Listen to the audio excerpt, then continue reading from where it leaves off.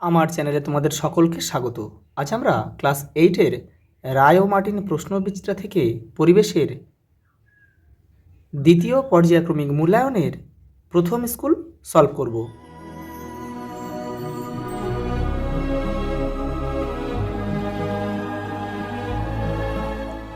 প্রথম প্রশ্ন দেখো, চাপ বাড়ালে বরফের গলনাঙ্ক, এটা হবে উত্তর কমে যায়। অপশান এ আমাদের সঠিক উত্তর। পরেরটা দেখো, বাষ্পীভবনের বিপরীত প্রক্রিয়া হলো ঘনীভবন। অপশান সি আমাদের সঠিক উত্তর। নির্দিষ্ট গলনাঙ্ক থাকে না এমন একটি পদার্থ হচ্ছে, এখানে হবে মাখন। এছাড়াও কিন্তু আমি এখানে লিখে দিচ্ছি কাঁচ, চর্বি, মোম, পিচ, এদেরও কিন্তু নির্দিষ্ট কোনো গলনাঙ্ক বা হিমাঙ্ক থাকে না। পরের প্রশ্ন দেখো, এসআইতে জলের আপেক্ষিক তাপের মান হচ্ছে, অপশান সি আমাদের সঠিক উত্তর, 4200 জুল কেজি পার কেলভিন। পরেরটা দেখো, NaCl দ্রবীভূত হয়, মানে অর্থাৎ সোডিয়াম ক্লোরাইড কোথায় দ্রবীভূত হয়? এটা হবে জলে, মানে খাদ্য লবণ যেটা জলে গুলে যায়।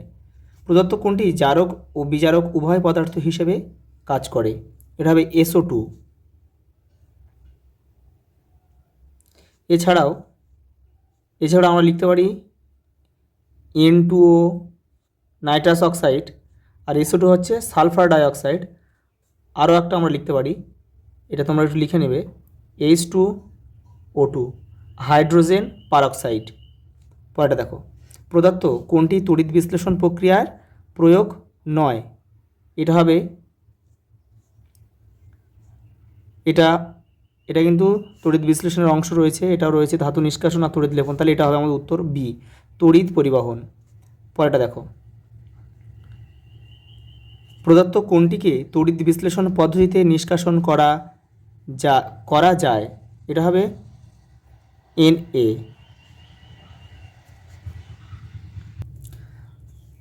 কোনো পরমাণুতে প্রোটন ও ইলেকট্রন সংখ্যা সমান না হলে সেই রকম পরমাণুকে বলে আয়ন। পরেরটা দেখো, আহিত চিরুনি কিছুক্ষণ পরে তার আকর্ষণ ধর্ম হারায়, এই ঘটনাকে বলে আহিতকরণ। এটা হবে না, তড়িৎক্ষরণ হবে। অপশান বি আমাদের সঠিক উত্তর হবে। একটি বাগিচা ফসলের উদাহরণ হচ্ছে, এখানে হবে রাবার। আগাছানাশক হিসেবে ব্যবহৃত হয়, এখানে হবে আগাছানাশক হবে এখানে পিক্লোরাম। আরও কয়েকটা তোমরা একটু জেনে নাও, 2,4-D,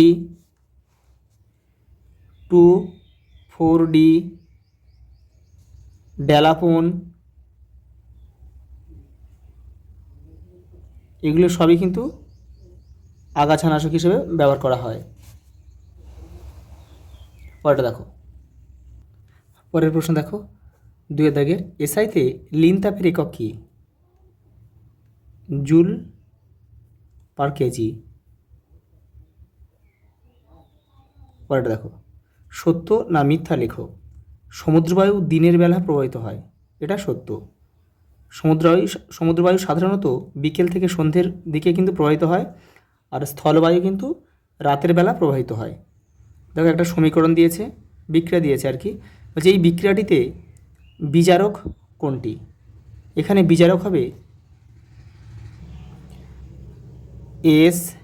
SnCl2, স্ট্যানাস ক্লোরাইড। এটা তোমাদের বইয়ের 106 নম্বর পেজে তোমরা এটা পেয়ে যাবে, স্ট্যানাস ক্লোরাইড। পরেরটা দেখো, 4টা, জলের তড়িৎ বিশ্লেষণে অ্যানোডে উৎপন্ন গ্যাসটির নাম কি? O2 অক্সিজেন, আর ক্যাথোডে কিন্তু হাইড্রোজেন উৎপন্ন হয়। এটাও তোমরা একটু লিখে নিও। তড়িৎ বিশ্লেষণে কোন তড়িৎদ্বারে ক্যাটায়ন মুক্ত হয়? এটা হবে ক্যাথোডে, ক্যাথোড। পরেরটা দেখো, তরমুজের বীজে থাকা উৎসেচকটির নাম কি?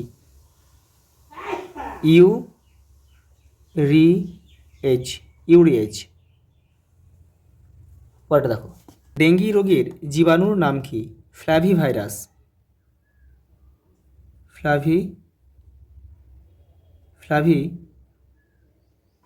ভাইরাস,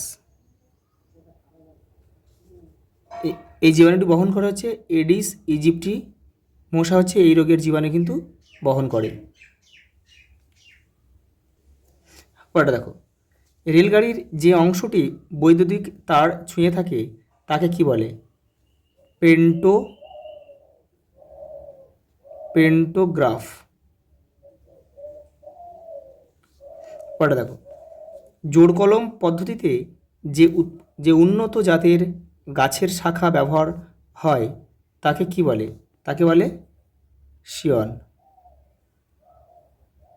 আর যে গাছটিতে উন্নত জাতের গাছটিকে বসানো হয় তাকে বলা হয় স্টক।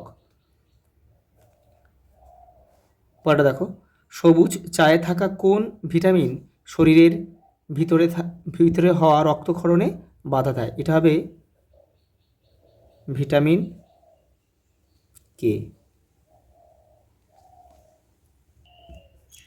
পরেরটা দেখো, লিনতাপ কাকে বলে? তোমাদের দেখো টেক্সটের 35 নম্বর পেজে উত্তরটা রয়েছে। এই দেখো লিনতাপ।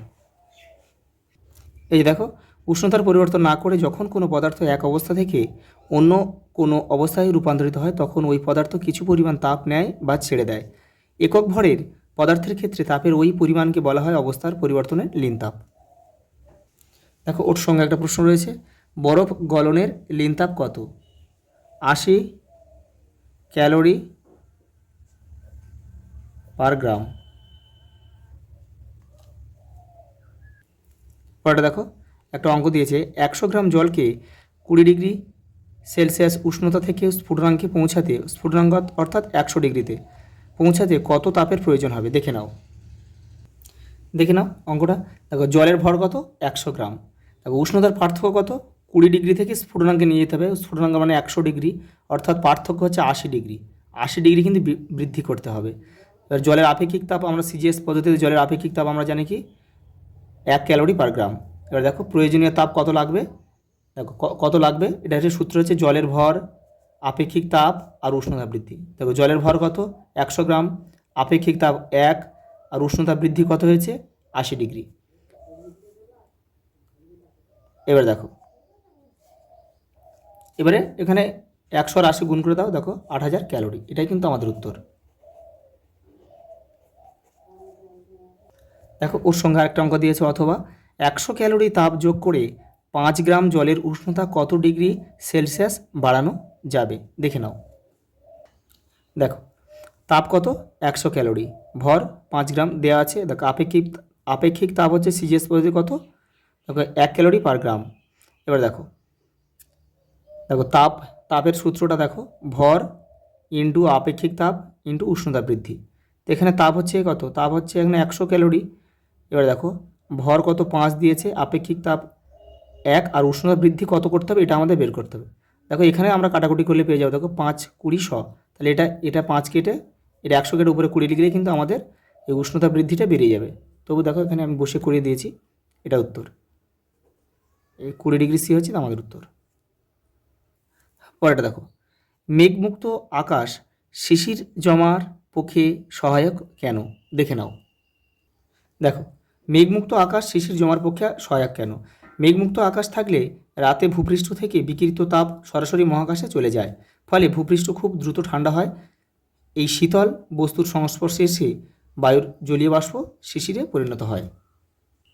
দেখো সঙ্গে একটা প্রশ্ন রয়েছে, বড় দানার চিনির চেয়ে গুঁড়ো চিনি জলে তাড়াতাড়ি গুলে যায় কেন? দেখে নাও। এই দেখো গুঁড়ো চিনির পৃষ্ঠতলের ক্ষেত্রফল বড় দানার চিনির চেয়ে অনেক বেশি হয়। দ্রবীভূত হওয়ার হার পৃষ্ঠতলের ক্ষেত্রফলের সমানুপাতিক, তাই গুঁড়ো চিনি জলে তাড়াতাড়ি গুলে যায়। পরেরটা দেখো, H2S plus Cl2 2HCl plus S বিক্রিয়াটিতে জারণ ও বিজারণ বিক্রিয়াগুলি লেখো এবং জারক ও বিজারক পদার্থের নাম লেখো। দেখে নাও। দেখো এখানে H2S থেকে হাইড্রোজেন অপসারিত হয়ে S উৎপন্ন হয়েছে, তাই এটি জারণ। অন্যদিকে Cl2 হাইড্রোজেন গ্রহণ করে HCl তৈরি হয়েছে, তাই এটি বিজারণ। এখানে জারক পদার্থ হচ্ছে Cl2 আর বিজারক পদার্থ হচ্ছে H2S। পরেরটা দেখো, লোহার উপর জিঙ্কের প্রলেপ দিতে ক্যাথোড, অ্যানোড ও তড়িৎ বিশ্লেষ্য হিসেবে কোন কোন পদার্থ ব্যবহার করবে দেখে নাও। এই যে ক্যাথোডে লোহার বস্তু, আর অ্যানোডে হচ্ছে বিশুদ্ধ জিঙ্কের পাত বা দস্তার পাত, আর তড়িৎ বিশ্লেষ্য হিসেবে জলে দ্রাব্য জিঙ্কের লবণ ZnSO4। পরের প্রশ্ন দেখো, গলিত CaCl2 এর তড়িৎ বিশ্লেষণে ক্যাথোডে ও অ্যানোডে সংঘটিত বিক্রিয়া দুটি লেখো। এক্ষেত্রে অ্যানোডে উৎপন্ন গ্যাসটির নাম কি দেখে নাও। এই দেখো, ক্যাথোড ও অ্যানোডের বিক্রিয়া দুটো আমি লিখে দিলাম, আর অ্যানোডে যে গ্যাসটি উৎপন্ন হবে তার নাম হচ্ছে Cl2 অর্থাৎ ক্লোরিন। ওটা দেখো, তড়িৎ বিশ্লেষণে কোন শক্তি কোন শক্তিতে রূপান্তরিত হয়? তড়িৎ শক্তি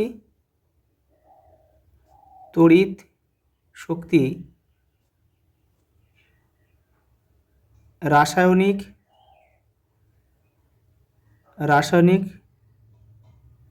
শক্তিতে রূপান্তরিত হয়। তোমরা এখানে একটু কষ্ট করে লিখে নিও, লেখাটা খুব ছোট, জায়গাটা কম আছে বলে লেখাটা খুব ছোট হলো। পরেরটা দেখো, তড়িৎ বিশ্লেষণের যে কোনো দুটি গুরুত্ব উল্লেখ করো। তোমাদের বইয়ের 115 নম্বর পেজে রয়েছে, দেখে নাও। এই দেখো, এখানে 3টে রয়েছে, যেখানে দুটো তোমরা লিখবে। ধাতু নিষ্কাশন লিখতে পারো, ধাতু পরিশোধন বা তড়িৎ লেপন লিখবে, আর এটা করে দেবে, ধাতু নিষ্কাশন করে দেবে। পরে দেখো, SARS রোগটির পুরো নাম কি? তোমাদের বইয়ের 171 নম্বর পেজে রয়েছে, উত্তরটা দেখো। এই যে দেখো, SARS সেভারস অ্যাকুইট রেসপিরেটরি সিনড্রোম। পরে দেখো, কোন রোগের অপর নাম দমদম জ্বর? কালা জ্বরের অপর নাম কিন্তু দমদম জ্বর। দেখো, এটি কোন আদ্য প্রাণীর আক্রমণে হয়? লিজম্যানিয়া ডোনোভ্যানি। তোমাদের বইয়ের 170 নম্বর পেজে রয়েছে, দেখে নাও। এই দেখো, লিজম্যানিয়া ডোনোভ্যানি, বা তোমরা এটা লিখতে পারো লিজম্যানিয়া নামক প্রোটোজোয়া লিখলেও কিন্তু হবে। পরের প্রশ্ন দেখো, বজ্রপাত শুনলে বজ্রাহত হওয়ার ভয় থাকে না কেন? ব্যাখ্যা দাও। দেখো, রায়ান মার্টিন 327 নম্বর পেজে রয়েছে। এই দেখো, বজ্রপাত শুনলে বজ্রাহত হওয়ার ভয় থাকে না, ব্যাখ্যা করো। এখান থেকে তোমরা লিখবে পুরোটা। পরেরটা দেখো, পরমাণু সাধারণভাবে নিস্তড়িত হয় কেন? দেখে নাও। এই দেখো, একটি পরমাণুর কেন্দ্রে সমসংখ্যক ধনাত্মক আধানযুক্ত প্রোটন থাকে এবং কেন্দ্রের বাইরে ঠিক সমসংখ্যক ঋণাত্মক আধানযুক্ত ইলেকট্রন থাকে। বিপরীত আধানের পরিমাণ সমান হওয়ায় পরমাণুর সামগ্রিকভাবে নিস্তড়িত হয়। পরেরটা দেখো, অজৈব সারের চেয়ে জৈব সারের ব্যবহার ভালো কেন? যুক্তি দাও। তোমাদের বইয়ের 207 নম্বর পেজে রয়েছে, দেখে নাও। এই দেখো, জৈব সার মাটির জল ধারণ ক্ষমতা বাড়ায়। জৈব সার ব্যবহার করলে মাটি রন্ধ্রযুক্ত হয়, ফলে মাটির মধ্যে দিয়ে বিভিন্ন গ্যাসের আদান প্রদান ভালো হয়। মাটিতে থাকা উপকারী জীবাণুদের সংখ্যা বাড়াতে সাহায্য করে জৈব সার। জৈব সার মাটির গঠন উন্নত করতে সাহায্য করে। পরের প্রশ্ন দেখো, ছোট আকারের কার্পকে কি বলে? Minor carp. এদের দুটি বৈশিষ্ট্য লেখো, এরূপ কার্পের উদাহরণ দাও। দেখো, তোমাদের বইয়ের 223 নম্বর পেজে রয়েছে। এই যে দেখো, এই যে মাইনর কার্প, ছোট আকারের কার্প হচ্ছে মাইনর কার্প। এই দেখো, এদের বৈশিষ্ট্য হচ্ছে আকারে ছোট, তাড়াতাড়ি বাড়ে না, সাধারণত বদ্ধ জলে ডিম পাড়ে, ব্যবসায়িক দিক থেকে গুরুত্বপূর্ণ নয়। যেমন উদাহরণ দাও, বাটা, পুঁটি। দেখো, লাস্ট প্রশ্ন, যেসব মুরগি ডিমে তা দেয় না তাদের কি বলে? উদাহরণ দাও। মুরগি পালনের দুটি পদ্ধতির নাম লেখো। দেখো, এটা হবে, যেসব মুরগি ডিমে তা দেয় না তাদের বলে নন সিটার। আর উদাহরণ হচ্ছে লেগ হর্ন। মুরগি পালনের দুটি পদ্ধতির নাম লেখো। শুধু পদ্ধতির নাম লিখতে বলেছে, লিখবে ব্যাটারি খাঁচায় মুরগি পালন পদ্ধতি, শুধু নামটা লিখলেই হবে, আর ডিপ লিটার পদ্ধতি। আজ এই পর্যন্ত, দেখা হবে পরের ভিডিওতে।